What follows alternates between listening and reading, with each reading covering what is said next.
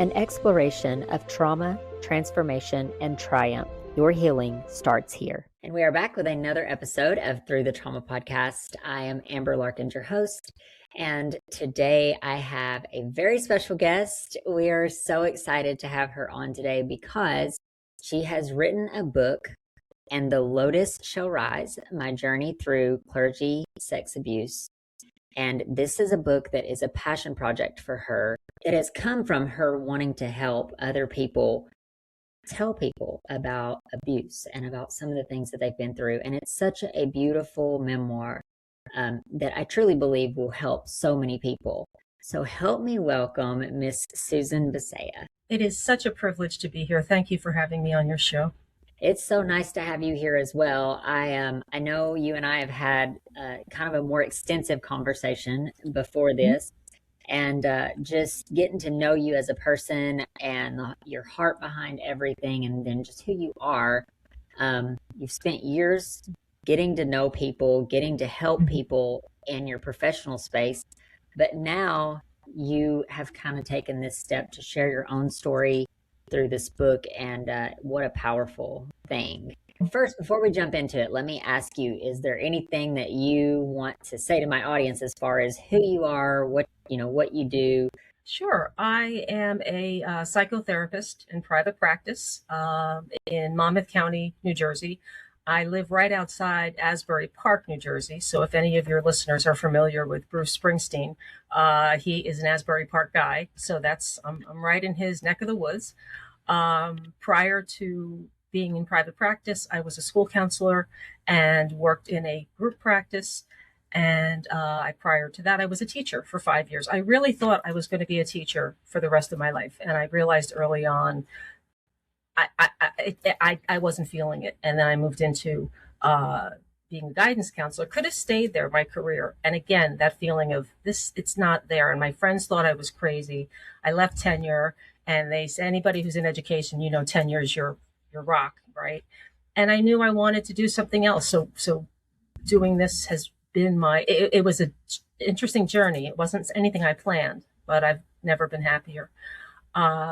I am a middle child, which that in and of itself, you can do probably 4 or 5 podcasts on, because it's that dynamic is quite, I think at a young age, I thought maybe I should do something with my life that involves, like negotiating. I'm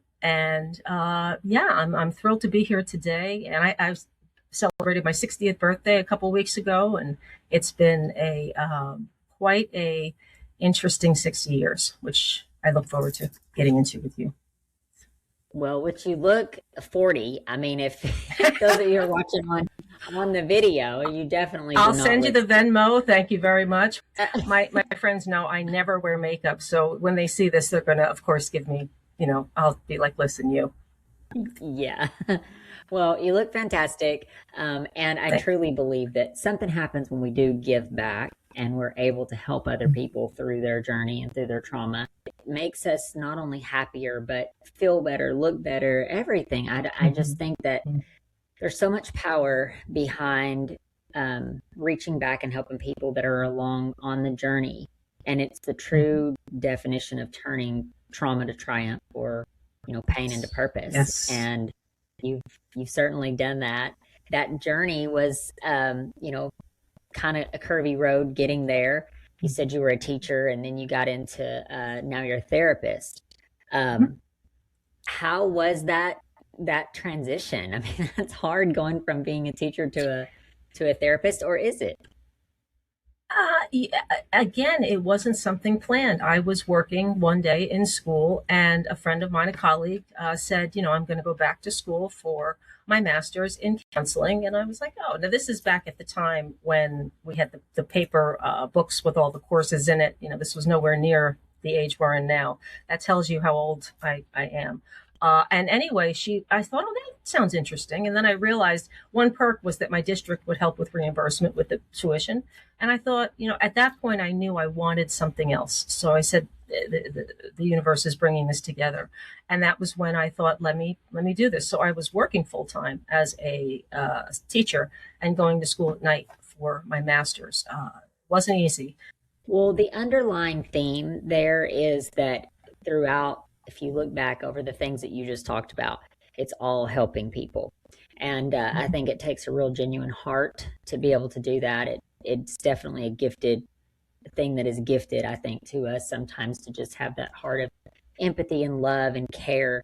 Tell us a little bit about your book. You were telling me a little bit about the purpose behind it. It's been an honor to work with so many people in my career. I've altogether, as a therapist of some sort, it's been about 30 years.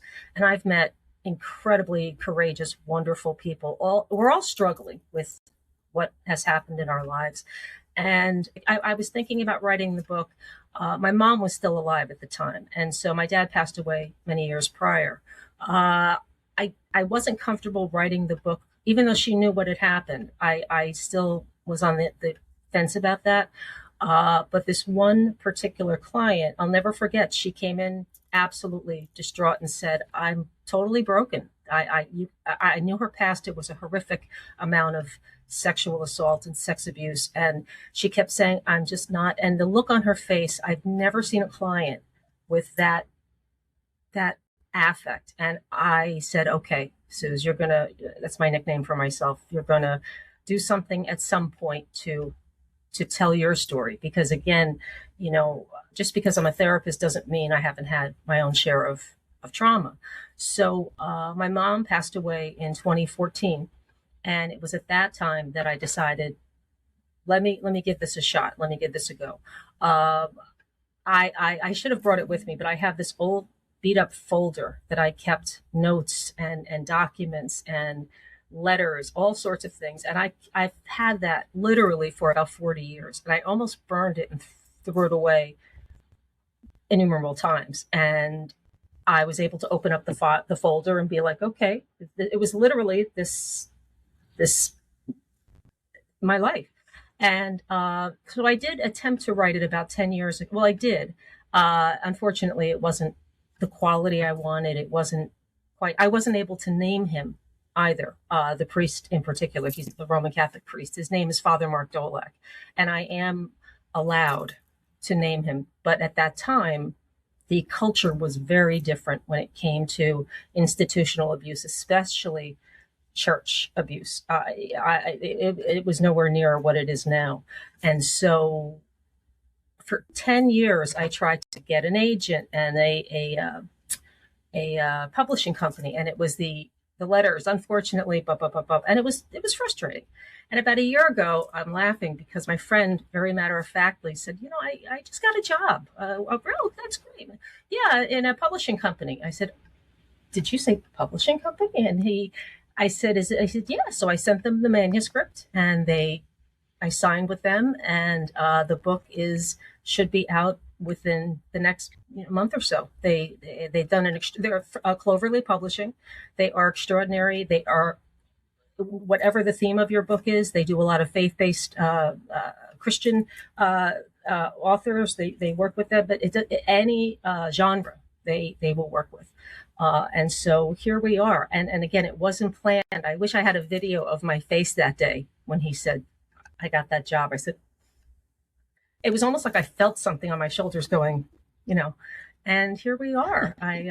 It's pretty extraordinary. Yeah. So, and, the beauty now is that I've been able to put in so much more content than I did then. Not for any other reason, but for information. I'm a big believer in choice and response. So if someone makes a choice, that's a pretty lousy choice, and I respond to it, a lot of times the responder is looked at poorly, if you know what I mean. So it's like I go back. So in my case, it was not only the priest who molested me for over 8 years, the Catholic Church as a whole was responsible for the amount of time and the amount of secrecy that went along with it. And that's not me being mean. That's me responding to the choices that they made. And I'm sure that there'll be some people that perhaps are offended or perhaps look at this as my response to, and yet it really is about showing people, yes, this is what happens when people are not held accountable and their moral compass is not where it should be. Let's back up a little bit, because this is your story, and this is something Mhm. that you dealt with for how many years? I had just turned 13, and I was always that kid that was a couple steps behind. Growing up, we didn't have the knowledge with learning disabilities and whatnot. I definitely have processing issues, and so I was that kid that was desperately wanting to be with the cool kids or in. And so I had, even though I was 13, I felt more like a 12-year-old or maybe even an 11-year-old. And it started then and it ended when I was 21. I think it's important, if I may, to express to your listeners that yes, the law says when you turn, perhaps in different states, 16 or 17 could be considered, legal versus 18, 19. And people have said to me, well, you were X age. You should have just, and that word just is very difficult because it doesn't work that way. And regarding things like programming and conditioning and grooming, that's a huge part of what we as survivors go through. And so it was 8 years of consistent ritualistic abuse.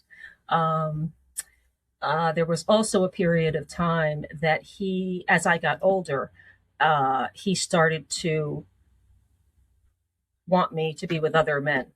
And he would say, "Oh, he looks cute, or he's nice. Go with him." That was his word. He would wink and so I was so used to doing what he wanted me to do that unfortunately this turned into not just being molested by him and being assaulted by other men as well, random men, and that part of it is hard for me to admit. No, let me try again. It's hard to say that. However, that's the power that early grooming has and early programming has. That we in our world we have women who are wanting to be heard with all sorts of abuse, and it's because of what they were, programmed into believing. Beginning of all this, my father became very ill with a terminal heart condition. He had cardiomyopathy, congestive heart failure, and in 1980, that was more or less a death sentence. It was get a heart transplant or not. And he was on medication. It was round the clock hospital visits. It was so much, and the priest knew that I was working in the church rectory at the time, and that is the residence that the priests live in.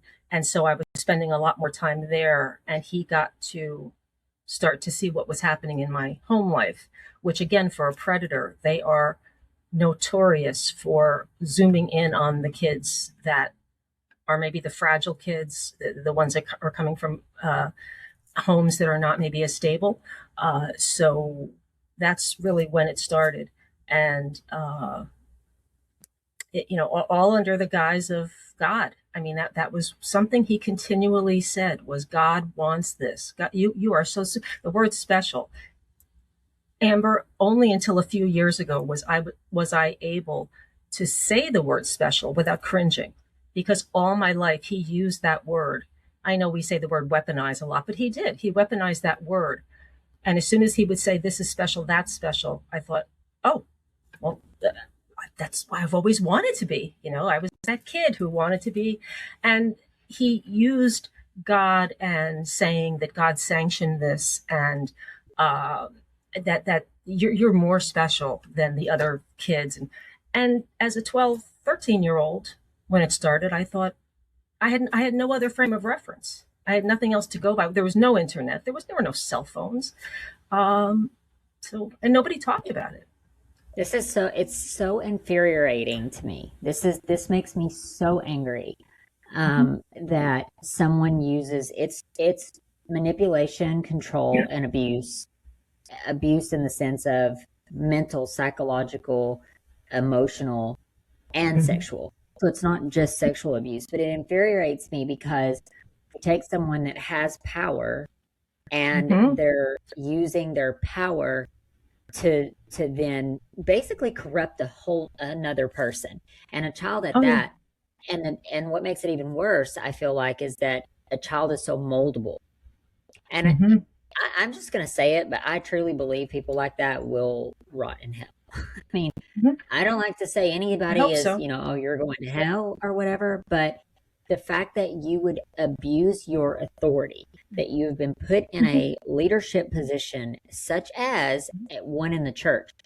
Yes, Mm-hmm. everyone in leadership position should be a leader, but I mean, in politics and things like that, we kind of expect it. Not that I'm not saying it's right, but we see it happen on a regular basis. But when it comes to a religious organization, it's it it's just heartbreaking to me that these things, I get very passionate and very angry about these kinds of things, because I can't understand how someone can use their authority in such a corrupt way and then bring Right. God into interject that into the scenario or situation. And you and I had this conversation when we talked the first time about, do you believe in God? And I know that Mm-hmm. you and I have some differences there. But I look at things and I can't imagine in my own heart how any God could not, just like you described the situation about the word having like a trauma response to this particular word special. Mm-hmm.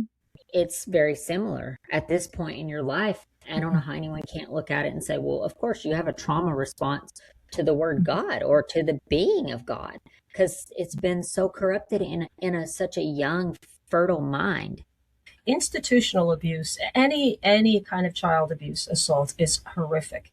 There are different nuances to different abuse scenarios, and in my case, yes, there's God, and then there's the priest, and I would watch these priests, and then him pontificate, being on the pulpit and saying all these things, and then work at the rectory, and it was the polar opposite of what, and yet it was understood that this was how it was. It was very, the other piece that I think your listeners would be interested on is in the Catholic Church, we have what they call the seal of confession, or the sanctity of confession. So I don't mean to insult you or any of your listeners. What that is, and we did this ever since we were little kids. You go to a priest. We used to go in these boxes, and the priest would sit there, and you would go behind this curtain, and you would confess your sins. Bless me, Father, for I have sinned. But what does a 5-year-old do? I took a crayon or something. But we were so convinced that anything you did that was wrong had to be brought up. And the priest would give you his blessings, say a few prayers. That was it.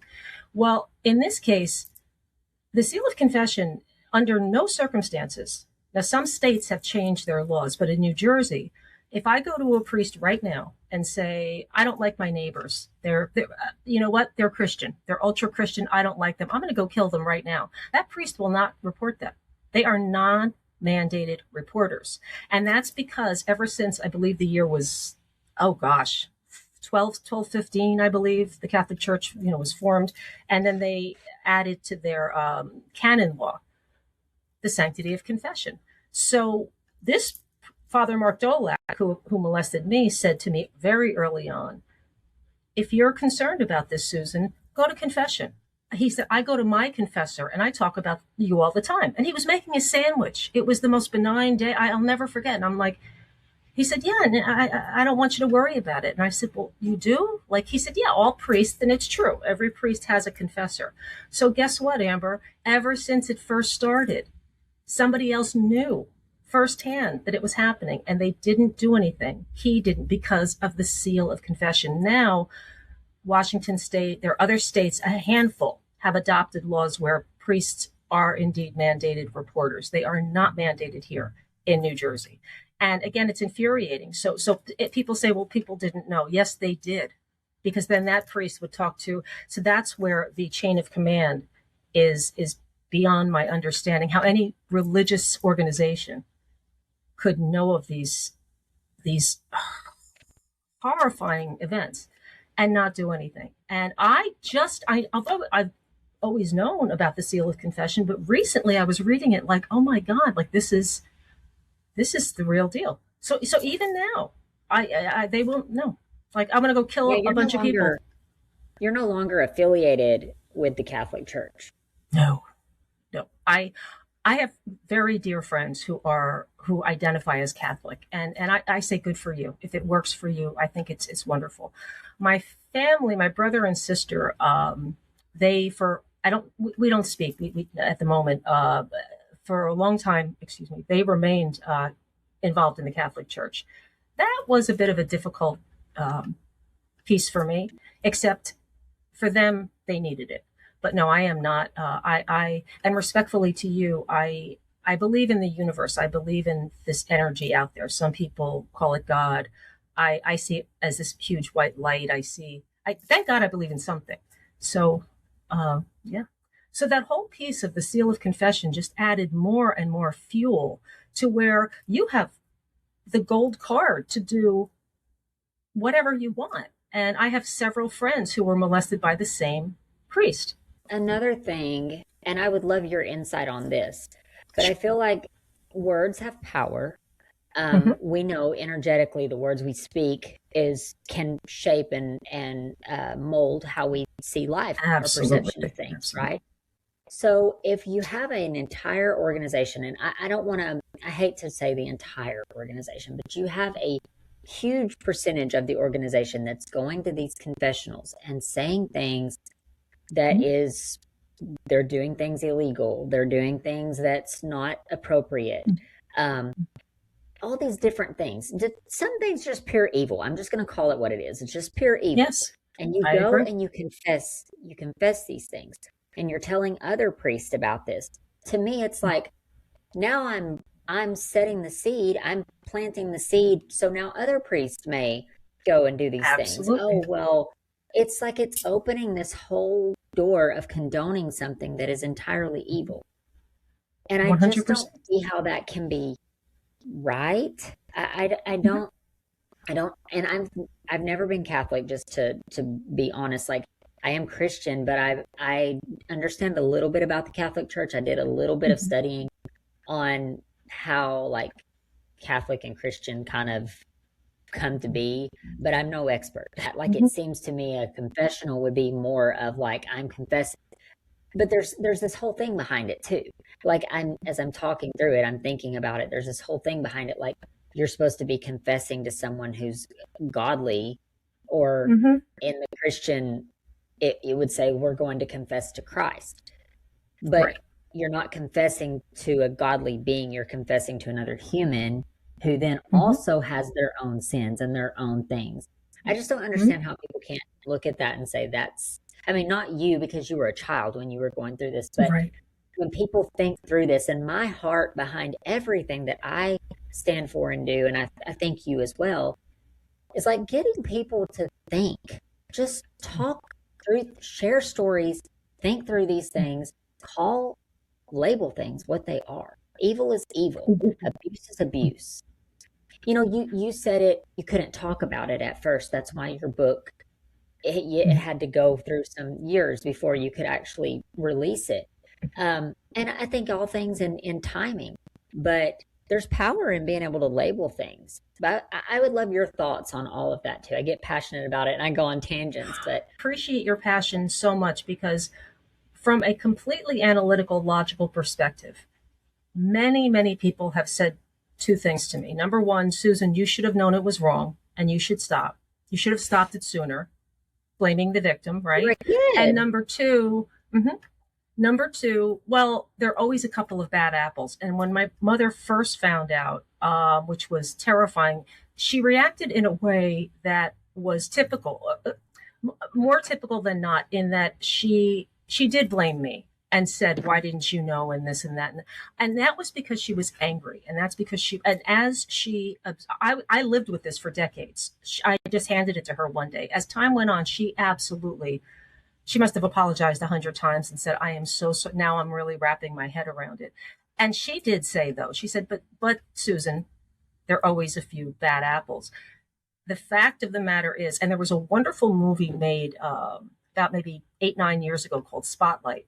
Michael Keaton starred in it. The Boston Globe in Boston, Massachusetts, back in 2000, I believe, they broke the very first major church scandal in our country, and we're talking dozens and dozens and dozens of priests in their diocese, a diocese is a small, again, not to insult anybody, a small part of the Catholic Church. So the Catholic Church is huge, and then we have our different. And when I saw that back in 2000, I remember I sat there and I was shaking and I was sobbing. And I had not realized the magnitude. And that was the magnitude in one diocese. And at the end of the movie, they show all of these dioceses all over the world that have credible knowledge. And it went on and on and on and on. And they were very, very brave at that time because they were up against the Catholic Church is let me put it this way. Every organization, every organized group has its share of good and bad. And that's what I believe. However, the amount of people that knew, the amount of people who knew but didn't speak up is vile beyond what I can express to you. This could have been. And then when I was able to go and try to do something about this, the church, and I do reference this in my book, I met with a few of the monsignors or the higher guys up on the, they treated me terribly, terribly. Oh, well, it was only this, it was only that. They actually said to me that Father Mark was attracted to me. He admitted that he was attracted to me. Now, I was 25, maybe at the time, 25, 20. I tried to fix this on my own, not knowing how that wasn't a good idea. And I met with church officials a few times, and they said to me, well, yes, in other words, like, give him a gold star because he was attracted to you. I said, okay, excuse me, I was 13. Well, yes. And then it's in the book. One of them said to me, well, that's what men do, Susan. Men do these things. And how about we all get together? Let's bring Father Mark in a room with us and let's all talk about this. And here I am, the 25, 26-year-old saying no. Now, somebody had warned me before this. They said, in case this doesn't go well, here's a number for an attorney, which I did not want to do.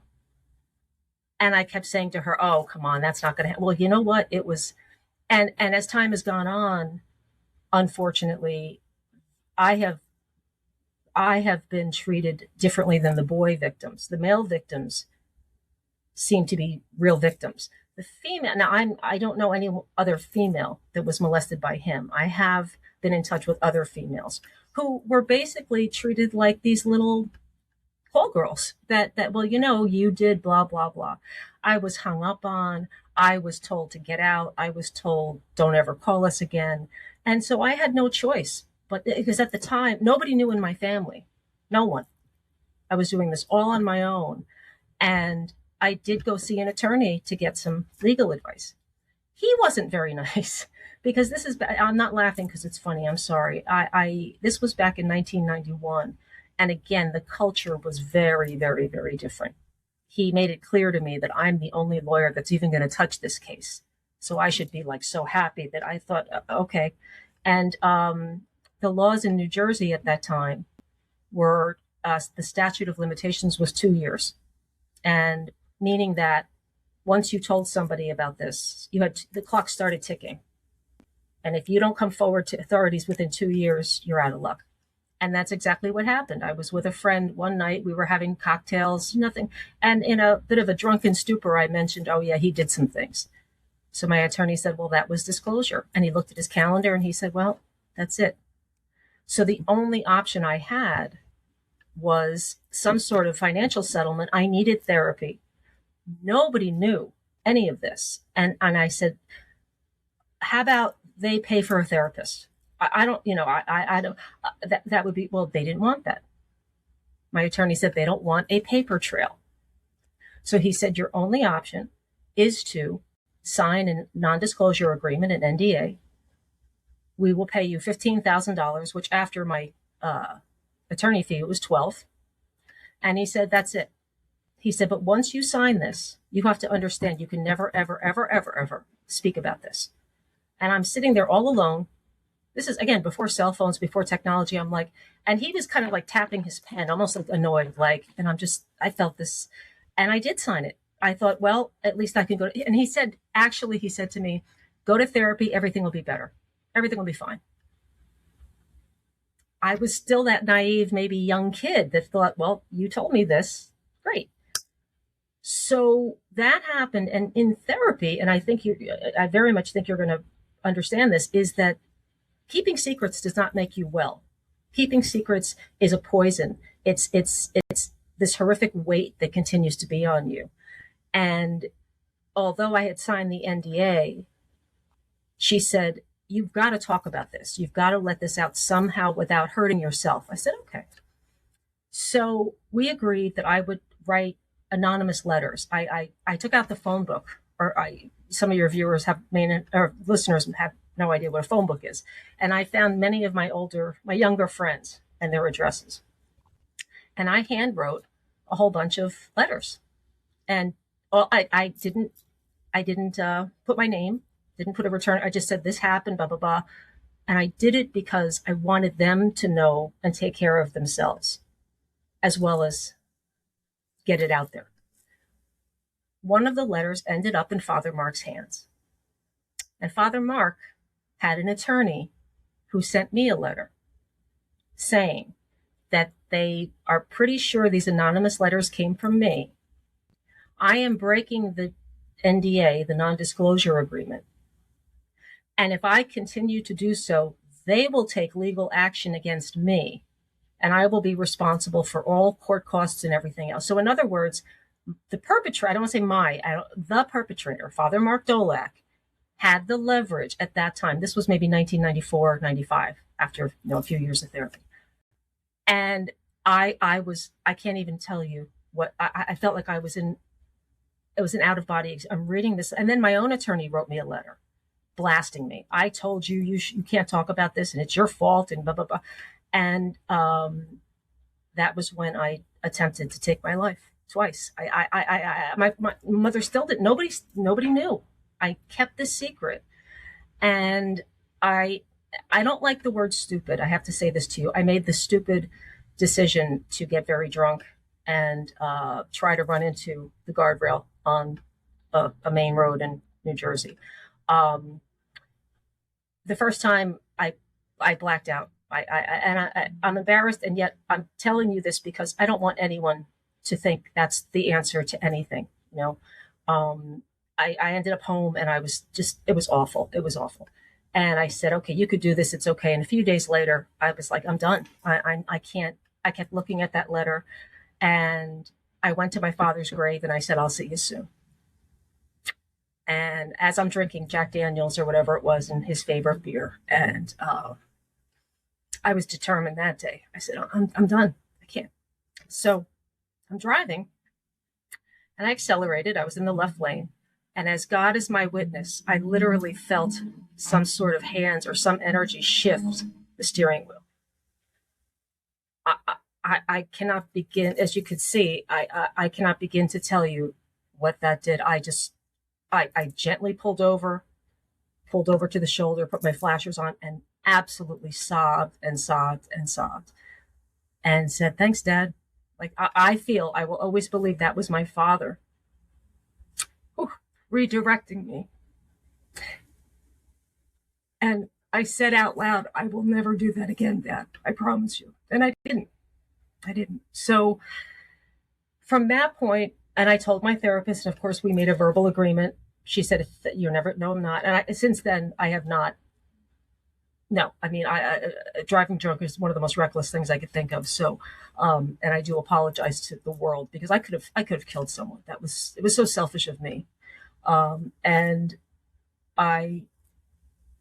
the part about his attorney kind of went away. I focused on myself, and a lot of therapy, a lot of good friends that helped me. But that time in my life, feeling that he had the upper hand, and then getting yelled at by my lawyer, how's it called, overkill or over? I just couldn't believe it. Overwhelming. It was completely overwhelming. Yeah. And this shows you, like, this was 40 years ago, and I still, and if I may jump in real quick, if you can believe this, I live in Ocean, New Jersey. He lives in Asbury Park. We live 2 miles from each other. So I've lived where I live for 22 years. So for the past 22 years, I have seen him. He's never been charged, never been arrested. I've seen him in restaurants, supermarkets, a boardwalk. I mean, anywhere and everywhere. He's a free man. So not only was the abuse so palpable, it was so horrific, the traumatization of it has been such a challenge. Many people, and I don't mean to say mine was worse. It's not that. It's just many people have been molested. Their person died. They live in another country. The guy lives 2 miles away.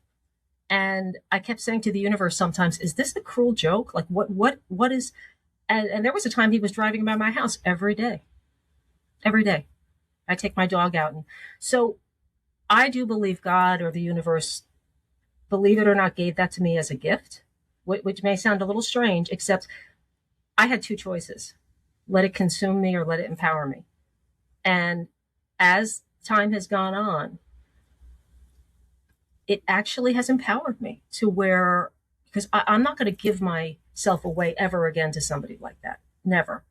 And I still see him. Just recently, I saw him again at the supermarket. It's funny, but it's not funny. I was going to park my car and I was waiting. He took his cart and walked right in front of my car, like to walk into the supermarket. Let me tell you something. If I have ever wanted to press that acceleration gas pedal, I didn't. And but can you imagine? Like your perpetrator is right there. Like there's your chance. But of course, So what did this do emotionally? Because this is something that I've thought long and hard about when it comes to emotions. Because as human beings, we're not really taught to manage emotions. However, I believe trauma or these kinds of situations, especially when you feel like there's been no justice for the compensation for what you've gone through, it forces like a certain type of emotional control that I can appreciate in my own life. But I'm curious, have you seen that in your life, especially through this situation? Because I can only imagine the emotions that you feel, but like the car situation, you can't act on that. So does it help you create emotional control, or have you thought through that at all? Does it help me? Regulate emotions. Most recently, thank you. Yeah, most recently, I would say yes. Now, I am a slow learner, and it's okay to laugh at that because in the book I say I will always be a slow learner.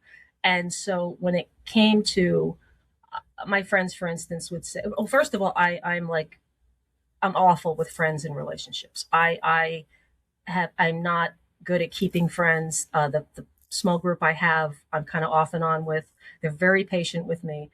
Partners, relationships, I have not been good at. And I'm not totally blaming him for that because I take responsibility. It's just certainly having had my first sexual experience with him has tainted my decisions.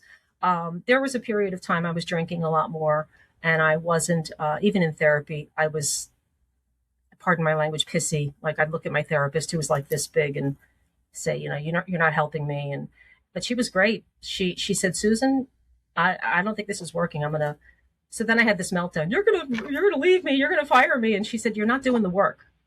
And she was literally 80 pounds soaking wet. And I will never forget that moment because she was absolutely right. I was in that state of victimness. No matter what anybody told me, I said, well, just wait till I tell you this. So, and I'm embarrassed to say that because I was ranking people's trauma, which is terrible. So as time has gone on, I've realized that sometimes it's good to get angry. Sometimes we need to get angry. Most of the time, I can choose to. Being quiet is a superpower. Having restraint is a superpower. And that's something I've gotten better at. For me to be sitting here with you today, this would have never happened 5, 6, 7 years ago. Mm-hmm. And if I were sitting here, I would just be all over the place. And so it's, to me, again, let it devour you or let it empower you. That's one of my mottos.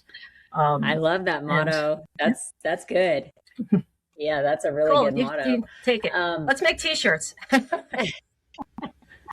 That you really should. That's really good, and I haven't heard that one before. And I do want Mine, to, if I may jump in 1 second. yeah. I'm known for my humor, and when I was younger, I had to learn how to be like clever to get out of because I was not as smart as the other kids, and I just had to learn how to not be, So I learned how to be charming, and like get out of a class when maybe I was going to be called on for an answer, something like that. And as I've gotten older, I've used humor not in a self-deprecating way, not to hurt anyone. I feel like no matter what has happened to us, we need to, like for instance, in the book, it was a period that I met with the church authorities another time, and they were still being the way they were. And in the book, I said what I really wanted to tell them was to go F themselves. I won't say the word out loud, but my parents raised me better. That's the humor that I interject, because that has been, in essence, a part of my salvation with this, a part of my, we joked about the t-shirts, even though it's a very heavy topic. So, and I think that everyone in some healthy way might want to consider that. Like, let's, sometimes to lighten things.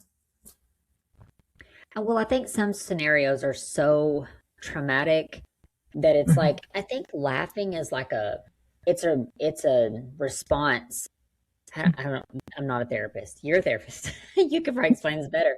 But I think sometimes we laugh to like keep from crying, or we laugh because we're angry, or we laugh. Sometimes laughing is one of those, it's like a, It's a defense mechanism, and we all learn early on what we need to do to survive. Because as children, we feel like it's a survival piece. And so, for instance, if I would be like made fun of, I would laugh and be like, yeah, yeah, you know me. I'm kind of, because I had to figure out a way to survive it. And it's not that it's a bad thing. That's another piece I have been getting better at is, sometimes laughing is not, it's not pleasant to some people. It's not polite. And that's a behavior I've been working on to not do as much of, because I'm very, very aware of how I, how I reflect to other people. And one of my friends, I call her my BHF, my brutally honest friend. Her name is Tony Latario. She's also a survivor, and I want to give her a shout out. And she's so cool, so calm. And if I say, tell me what you think, well, Susan, I think you screwed up. And but she's one of those people that has been such a blessing in my life, because you need people who are going to say, I get it, but this is how you came across. And so she's been great with, and we met because I had given an interview to the one of the local newspapers a while back, and she saw it and connected, and we've been friends ever since. She's an incredible person. So. And she was molested by a priest as well. So hmm. I know. So I guess my question here, or my next question is, or how would you recommend other people help in this situation? Like, because it went on then when you were a child, but it's still going on today. And it's Mm-hmm. not just in the Catholic Church. It's in the No. Christian church. It's in Mm-hmm. politics. It's all over. We've seen this with the It's Epstein everywhere. files. We've seen it. Sure. So how, I guess sometimes it makes me feel a little bit helpless. Like, what can we do besides having conversations like this, sharing our story, writing books, letting people know that they're not alone, and it's okay to speak out on these things and label them, and let Mm-hmm. kids know, teach them as much as we can. Hey, you can share, tell somebody, don't, you don't have to carry this Mm-hmm. trauma. But what You need else? to tell somebody. Yes, not that you can, that you need to share this. Whatever they said, this is a secret. No, no, no. Yeah.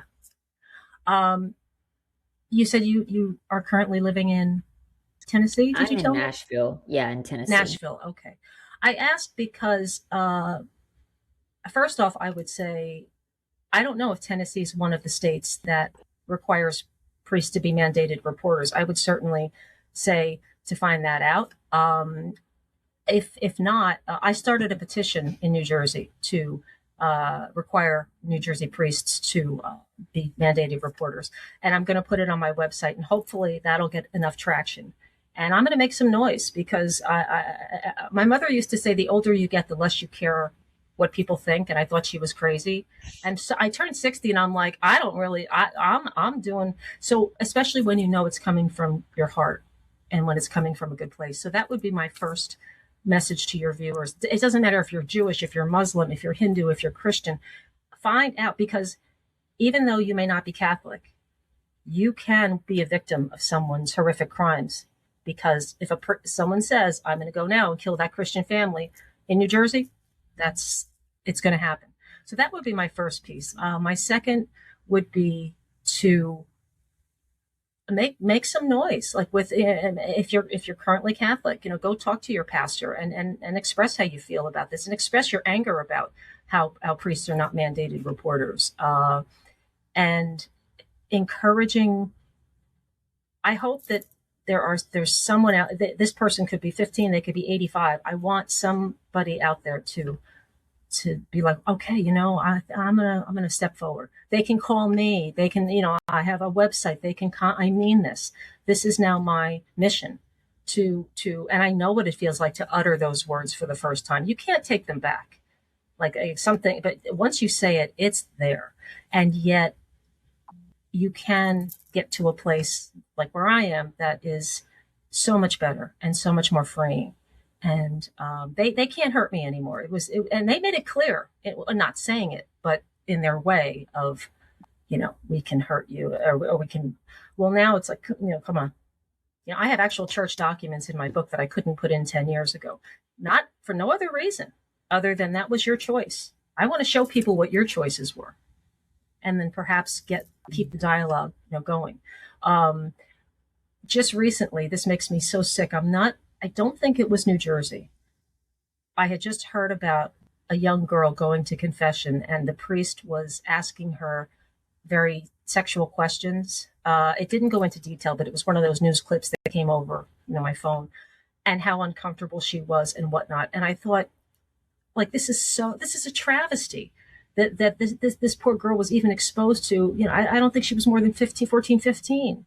And so tell is my answer. Tell someone, make noise. And with the Epstein files, I cannot begin to tell you how affected I am by that, because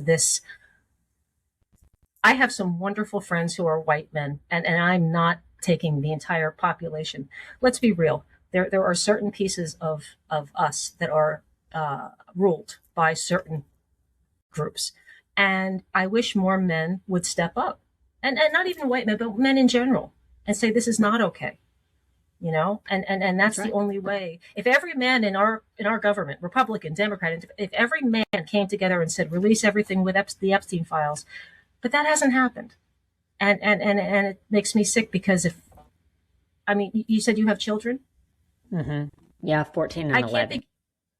I can't begin to, I don't have biological children. I can't begin to imagine that one of them would say something to you and you would say, well, yeah, well, I'm a politician or whatever. I can't do anything about it. It's abhorrent. It's so evil. The bystanders are just as important in this as the perpetrators. Mm-hmm. You need to make noise. And there are some people who are expressing themselves, but we're getting there. I think we have like these different buckets of people. Like you have the people that are completely oblivious. They have no idea what's going on. They're out of sight, out of mind. They don't want to think about it. They don't want to look about it. They're just completely desensitized to it. They just don't care. And don't know, or both.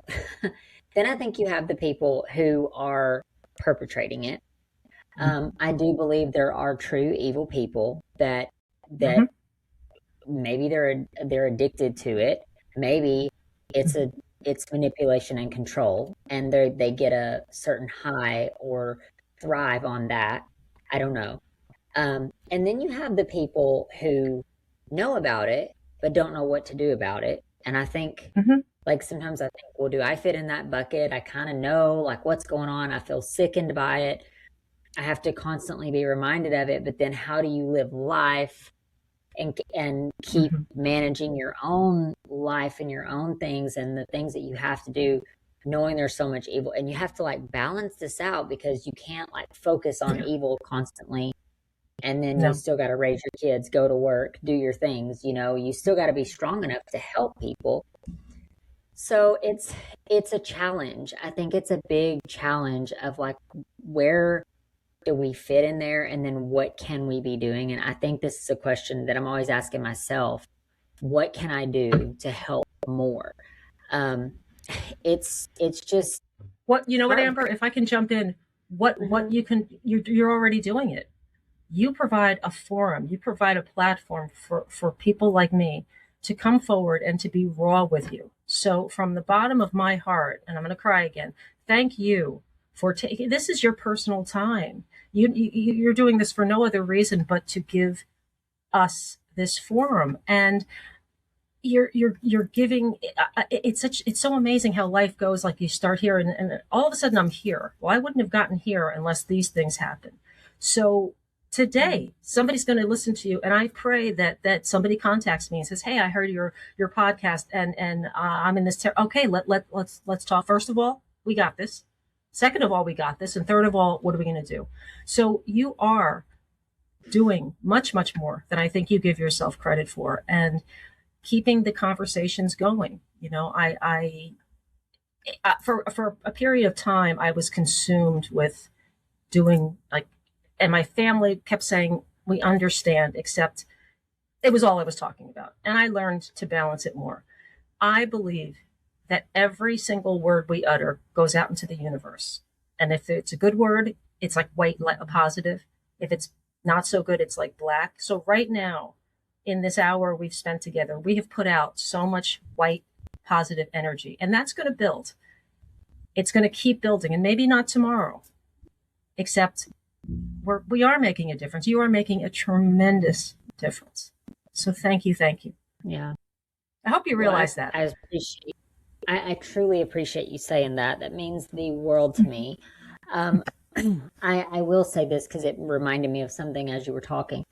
When I first started this podcast, I struggled a lot because I'm an empath and I really struggled hearing people's stories. And then I would get like Uh-huh. all like, oh my God, I'm carrying the weight of this for the week. And then I edit the podcast and then I'm carrying the weight of it again. And it was really hard. And I remember thinking like, I can't do this anymore. Like, Mhm. and I wanted to quit. And I believe it was God, but I got this vision of where it's like if you affect one person, you don't know how Mhm. many people, like you change the life of that person, how many Totally. people that person's going to change the lives of. And it multiplies and it exponentially gets bigger. And I thought, you know, I might only see the fruit of like, I might not, my listenership may stay, smaller or I don't know.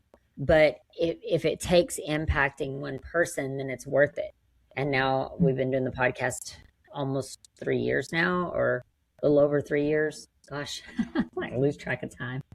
I just don't even go. I haven't even been managing. Like looking at the time, I'm just like we're going full speed ahead because of that. And Mhm. you know, just as you give me praise, I have to give you praise because it takes strong individuals like yourself who are willing Thank you. to say the things and come out and use your voice. And I have this picture that AI created, but it's so impactful. I like to look at this photo. It's like a picture, and there's like all of these microphones like hanging down, and like probably Mhm. hundreds. And all it can make me Mhm. think of is that we have a voice, and Mhm. our voice projects. And Mhm. if I spoke in a room with that many microphones, all of my voice is going to project onto all those microphones. So Absolutely. we do have to know where we're speaking and be wise about what we're speaking into who and all those things. But sometimes just imperfectly, authentically speaking our truth Mhm. has so much Mhm. impact. And so I think you're doing that. And Thank I you. couldn't make this platform possible without people like yourself willing to share, courageous and brave and coming out and saying, I'm gonna speak on this. So I thank you. I I appreciate that so much. And the bottom line is, I can't speak for you, but certainly for myself, I know there are people out there that think this is wrong and why are you talking badly? That we live in a country with choices and we can have our views on things. And okay, it's just I'm not going to believe that anymore. I'm not going to believe everything you say because you believe it's true. I used to, obviously, and now it's I get it, and I'm still going to keep at it, and we'll agree to disagree, right? Yeah. So yeah, When at the end of the day, what is it? We come together and we love each other. And we forgot how to do that in this country. And it's yes, ma'am. unfortunate because Yep. there is an agenda. I truly believe there's an agenda to separate us and to make us, to be divided on our Hmm. differences. If you're black Hmm. and I'm white, if you're, a female and I'm a female and you're a male, or vice versa, or if I'm older and you're younger, it's like all these different things that we can be divided on. And it's like we have to be divided on these things. We don't. We don't. There's I power in community and coming together. And let's put our definitely, differences aside. Differences are beautiful because they make us unique. And absolutely. I have, it's taken me years to understand this, but I embrace my differences. I'm happy to have differences from other people. And I personally would much rather have a conversation with someone who is completely opposite than someone who's Hmm. completely identical. Because I agree. We're like having a learning. conversation with Yes. myself. You are so right. When you and I first spoke, I remember we shared that because you asked me if I believed in God, and I said, kind of in a universal way, you did share your Christian. I know people of all different, and I find it fascinating. And okay, we may not agree if Jesus exists or if this or the the bottom line is, as human beings, we're all here to help each other as we choose to. And I'm a big believer in choice. People say I can't. No, we're choosing not to. So if people say I can't come forward, you can. You're choosing not to. And I understand in my own way the fear. The more we talk about this, the more we get it out there, the more people will take the step and have more people behind them. I wanted to get behind the Epstein women, so not because that happened to me, except I'm still looking for ways to get involved. And but yeah, I agree with you that differences are beautiful, and you know, When it, I mhm, we can still love. Love mhm, is fundamental. And you can still sure. love somebody even if you don't agree with them. You can Well, still respect and them and, care for them. mhm. And I completely agree with you. And yet, don't convince me that I'm doing something egregious. I'm just different than you. No, there's a difference. Like there's one, it's one thing to be of a different religion. It's another thing for somebody to justify what they're doing because, well, I guess we're just different people. No, people don't molest children. People don't abuse older people. That's a very deep evil. But in my line of work, a lot of folks tell me a lot of things and they justify it with, and I sit here going, okay, I give them my 2 cents, but then at the end of the day, it's up to them. So, Well, because it goes back to love. It goes back to love. If I'm intentionally harming another person, if I can look at mm-hmm, science and I can look at history and see that I'm hurting someone by manipulating them sexually and taking advantage of them sexually, then mm-hmm, I'm hurting another person. I'm not loving that person. I'm hurting them. yeah, So to me, I feel like that's a good way to judge, like, am I doing something that's hurting someone else? Because that's not love. Or am I doing someone because the heart behind what I'm doing wants to love that person? And that's a whole different perspective. Like you come at somebody from a whole different angle when you come mm-hmm, at them in love versus in harm or trauma right. or hurt. And I With the just, sole desire to divide people. Some people, I will never understand this. People with personality disorders, not to bring up any politics per se, but I think a lot of people in politics are either narcissists or sociopaths or psychopaths, and they work on their own level. You and I live here in this lovely, well, they live here. And there's so many more of us that need to speak up because they will keep doing what they're doing and they will say, as long as I can keep doing it, there's nothing wrong with it. So this is, we're going to keep at it. So yeah, man, Susan, it's been a great conversation with you, and I do, man, I appreciate you so much. But before we wrap up, I do want you to give my audience your website and how to contact you and how to get their hands on your book. I so appreciate this. So the website is and the lotus shall rise.com, all lowercase letters. When your listeners click on, there will be a little box that says get put on a waiting list or a mailing list for when the book comes out. The book is, I happen to have a copy of it here. The lotus flower is my calling card. If there is nothing else in the world that represents, for me, coming from this dark, muddy, undesirable place to blossoming into something special. So that's where this came from. So this is what it looks like. Hard copy, soft copy, ebook. Is that what it's called? And now I'm really showing my age. And it will be available. I've been told Amazon, Barnes and Noble, but anything your folks want to know, they can check out the website. And this podcast is going to be on my website, and from my heart, thank you for that.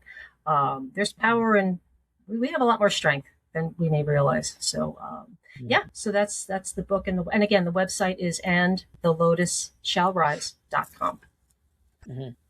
Okay, and I got one final question for you, which, yes, let ma'am. me say this, everything will be in the show notes as well. So if you missed that, or you need to come searching and see how it's spelled and all those things, the links and everything will be in the show notes. So you can find it there.